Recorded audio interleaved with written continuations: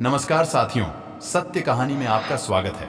अगर आप पहली बार हमारे चैनल पर आए हैं तो चैनल को सब्सक्राइब करके बेल आइकन ऑन कर लीजिए। श्री कृष्ण कहते हैं कि पूरी जिंदगी सबका ख्याल रखने वाली माँ और उस माँ का ध्यान रखने वाले बच्चों का रिश्ता इस दुनिया का सबसे खूबसूरत बंधन है। बेटे के लिए माँ सिर्फ माँ ही नहीं बल्कि एक दोस्त भी होती है, जिससे वो अपने जीवन की उलझनों को साझा करता है। खुशकिस्मत होते हैं वो जिन्हें माँ नसीब होती है, क्योंकि इस दुनिया में ये एक ऐसा रिश्ता है जिसमें मिलावट नहीं होती। जिंदगी में एक माँ की जगह कोई नहीं ले सकता है। माँ अपने बच्चों से ना सिर्फ निस्वार्थ भाव से प्रेम करती है बल्कि अपने बच्चों को जिंदगी जीना भी सिखाती है। उन्हें रिश्तों की अहमियत बताती है, अपनों से बड़ों का सम्मान करना सिखाती है, दूसरों से प्रेम करना, अनुशासित रहना समेत दूसरों की मदद करना भी सिखाती है। अर्थात एक इंसान अपनी माँ की बदौलत ही समाज में उठने बैठने के लायक बनता है। अर्थात माँ ही एक व्यक्ति की जिंदगी में सब कुछ होती है, क्योंकि माँ से ही इंसान का अस्तित्व होता है। इसलिए अपने माँ को सम्मान दें और उनकी खुशियों को ध्यान रखें, क्योंकि माँ के प्यार के बिना व्यक्ति की जिंदगी अधूरी है। माँ दुनिया का सबसे प्यारा तोहफा है। माँ भगवान का रूप होती है, जो न सिर्फ अपने बच्चों से निस्वार्थ प्यार करती है बल्कि उनकी खुशी के लिए किसी भी हद तक गुजर सकती है। माँ हर इंसान की शक्ति और ताकत होती है। माँ न सिर्फ 9 महीने अपने कोख में रखकर दर्द सहकर अपने बच्चों को नया जीवन देती है, बल्कि पूरी जिंदगी साई की तरह अपने बच्चों का साथ देती है। माँ की बेहिसाब ममता को चंद शब्दों में नहीं पिरोया जा सकता। आज मैं आपसे 3 प्रश्न पूछूंगा। पहला प्रश्न, ऐसा कौन है जिस पर लगातार प्रहार करने के पश्चात भी वो मुस्कुराए और आपको सुख दे? आपका उत्तर होगा धरती या वृक्ष। दूसरा प्रश्न, ऐसा कौन है जो बिना आपके कुछ कहे सब जान जाता है, सब समझ जाता है और फिर निस्वार्थ भाव से आपकी सहायता करता है? आपका उत्तर होगा भाई या मित्र। और तीसरा प्रश्न, ऐसे कौन से भगवान है जो स्वयं विष का घूंट पीकर आपको जीवन का अमृत प्रदान करते हैं? आपका उत्तर होगा महादेव। यदि आपके उत्तर यह है तो आपके उत्तर गलत है। इन सारे सवालों का एक ही सही जवाब है और वो है माँ।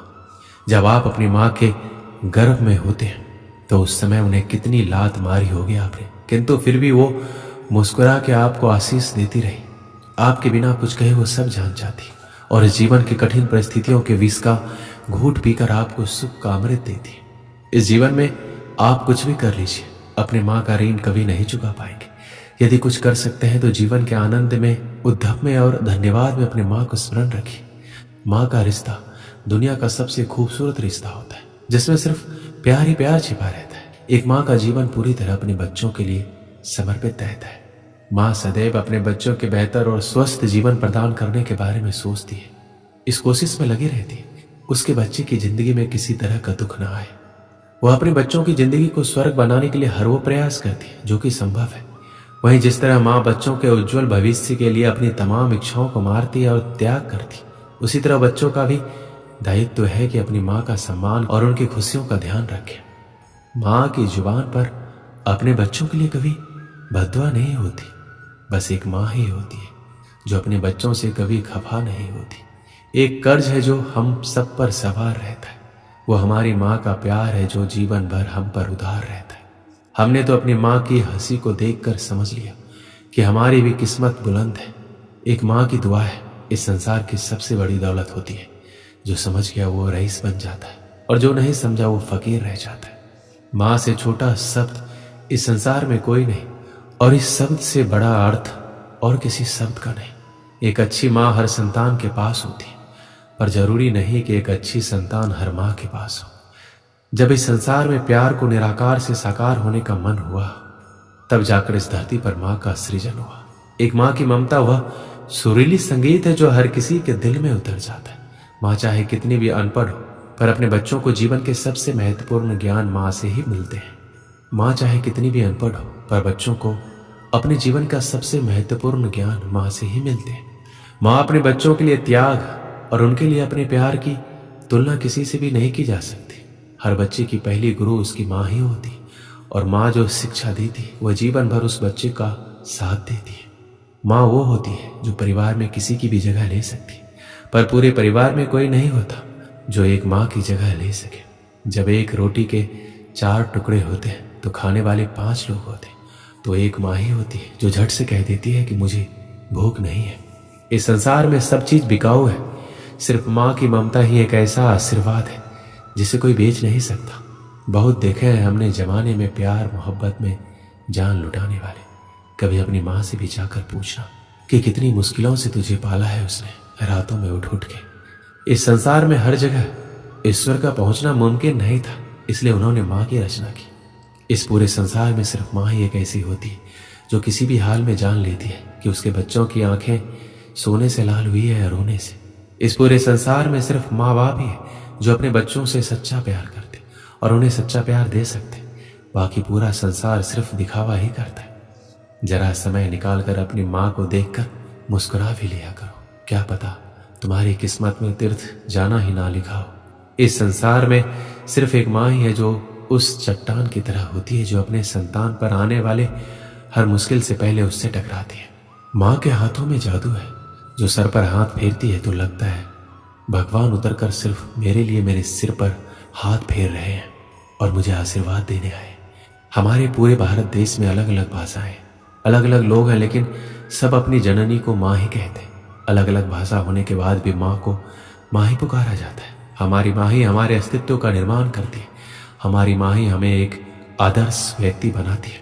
वह हमारे आत्मविश्वास को कभी घटने नहीं देती है और हमें हमेशा प्रेरित ही करती है ताकि हम आगे बढ़ते रहें, कभी रुके नहीं।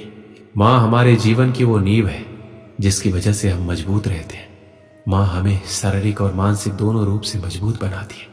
एक आदमी एक दुकान में नौकरी किया करता था। वह मेहनती था। काम के प्रति उसकी मेहनत और लगन देखकर उसका सेठ बड़ा खुश रहता था। वह आदमी भी उस दुकान की नौकरी से संतुष्ट था।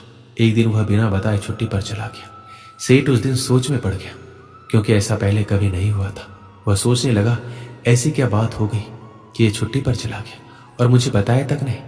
कहीं उसे पैसों की तंगी तो नहीं रही होगी। यह विचार दिमाग में आते ही सेठ ने उसके पगार बढ़ाने का निर्णय ले लिया। अगले दिन वह आदमी वापस काम पर आया।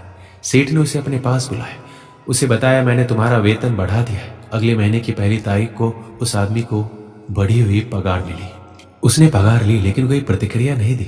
ना उसने सेठ को धन्यवाद दिया, ना ही वो बहुत खुश हुआ। बस रोज की तरह काम करता रहा। पगार बढ़ा देने के बाद सेठ निश्चित था कि अब वह आदमी और मेहनत से काम करेगा। कुछ महीनों के बाद वह आदमी एक बार फिर से बिना बताए छुट्टी पर चला गया।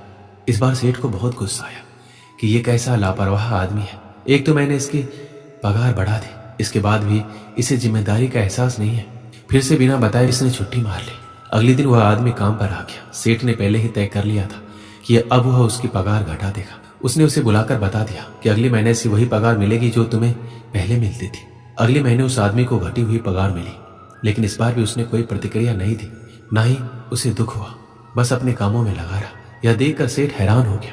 उसने उसे बुलाकर पूछा, क्या बात है, जब मैंने तुम्हारी पगार बढ़ा दी तब तुम खुश नहीं हुए, और जब मैंने तुम्हारी पगार घटा दी तब तुम दुखी भी नहीं हुए। आखिर क्या बात है?